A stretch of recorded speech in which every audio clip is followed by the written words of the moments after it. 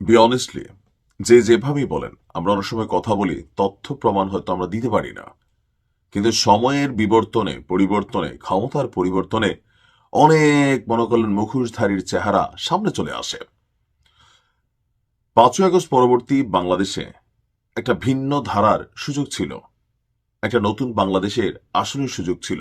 কিন্তু যারা এই নতুন বাংলাদেশ গড়বে নিজেরাই দুর্নীতিতে জড়িয়ে পড়েছে।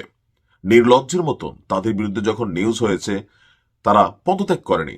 আবার ভবিষ্যতে কোনো সরকার আসলে পদত্যাগ করবে এমনটা আশা করা বোকামি। কথা বলছি এনসিপির এই মুহূর্তে যিনি কি বলে যে নির্বাচনী পরিচালনা কমিটির সমন্বয়ক আছেন, আর সরকারের সাবেক শক্তিশালী একজন উপদেষ্টা আসিফ মাহমুদ সজীব ভুঁইয়া, তার বিরুদ্ধে, তার এপিএস এর বিরুদ্ধে হিউজ পরিমাণ দুর্নীতির অভিযোগ আছে। কিন্তু এটা প্রমাণ হচ্ছে না কেন? ইউনূস সরকার নিজে এখন ক্ষমতায় বসে আছেন, কিন্তু এই সরকার সরে গেলে আসিফ মাহমুদ সজীব ভুঁইয়ার বিচার এই বাংলাদেশের মাটিতে হবে। কথাগুলো আমি বলছি না, কথা বলছে বিএনপিরই খুবই লিডিং একজন ক্যারেক্টার, এমনকি হবে যে 100% যদি দেশ ছেড়ে না পালাই যায়। কারণ বাংলাদেশে হয় কি, এরকম সিস্টেম হলে ভেগে ডেগে যাই আমরা, কারণ আমরা দুর্নীতিবাদ জাতি।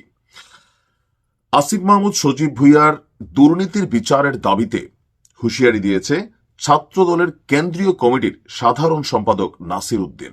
তিনি বলছেন যে বাংলাদেশের মানুষ দুদকের মাধ্যমে অবশ্যই তদন্ত করবে এবং আসিফ মাহমুদের এই দুর্নীতির বিচার বাংলার মাটিতেই হবে।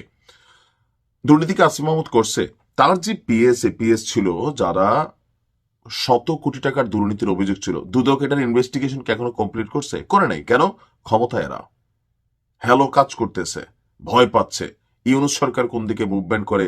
দুদকে যারা কাজ করে তারা তো আসমান থেকে টপকানো কোনো ব্যক্তি না। এই দেশের মানুষ চাকরির প্রতি মায়া আছে, ক্ষমতাবান ক্ষমতাশীল মানুষকে ভয় পায়। যেমন মরহুম বেগম খালেদা জিয়ার বিরুদ্ধে 2 কোটি টাকার একটা অভিযোগে ওনাকে জেল খাটানো হয়েছে।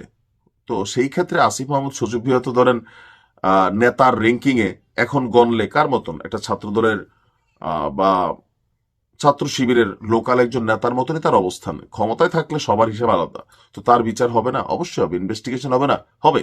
শত শত কোটি টাকার অভিযোগ, মার্ডার কেসের মানে অনেক কিছু তো তাকে কানেক্ট করা হয়েছিল। পরবর্তী সময়গুলা আমরা আর এটার শেষ দেখতে পাই নাই যে ক্ষমতায় থাকার ফলে যা হয়। তো এই বিষয়গুলোই ছাত্রদলের যিনি আছেন তিনি এই বক্তব্য দিয়েছেন। পোস্টাল ব্যালটে পক্ষপাতের অভিযোগ সহ 3টি ইস্যুতে নির্বাচন কমিশনের প্রধান কার্যালয় ঘেরাওয়ের ঘোষণা দিয়েছে ছাত্রদলের নেতাকর্মীরা।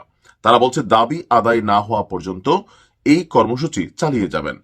আসিফকে উদ্দেশ্য করে নাসির বলেন, জুলাই আগস্টে আপনি ভূমিকা রেখেছেন, আপনি নেতৃত্ব দিয়েছেন। জুলাই আগস্ট পরবর্তী সময় আপনি উপদেষ্টা হয়ে হাজার হাজার কোটি টাকা দুর্নীতি করেছেন, এটা বাংলাদেশের মানুষ জানে। আমরা বুঝি, কিন্তু প্রমাণ নাই। বাঙালি বুঝে। শুধু আসিফ মাহমুদ না, হান্নান মাসুদ থেকে শুরু করে প্রত্যেকটা আঙ্গুল ফুলা কলা গাছ হয়েছে।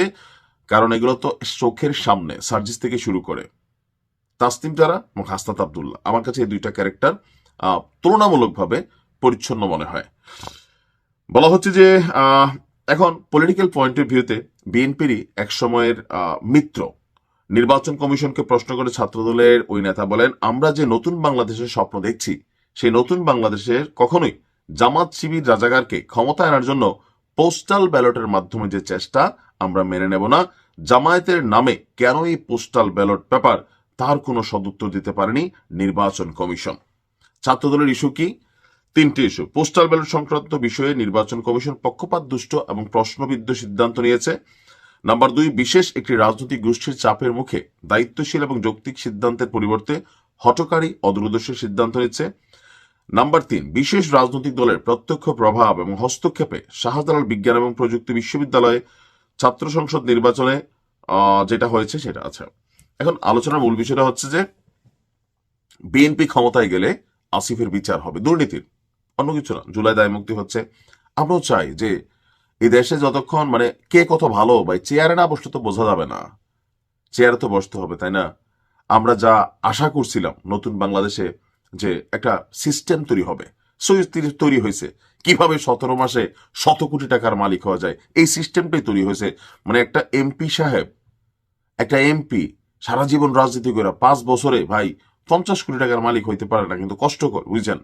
সবাই পারে না, কয়েকজন মন্ত্রী টন্ত্রী এদের হিসাব বাড়ছাড়া, কিন্তু এই ছাত্র উপদেষ্টারা হাতে গোনা দুই একজন বাদ দিয়ে বাকিরা হাজার কোটি টাকা কিন্তু কামাই ফেলছে। ক্ষমতা বদলাইতে দেন, দেখেন কেমনে ব্যবসায়ী থেকে শুরু করে সবাই মুখ খোলা শুরু করে। সময় আসবে, সময় পরিবর্তনশীল। ভালো থাকুন।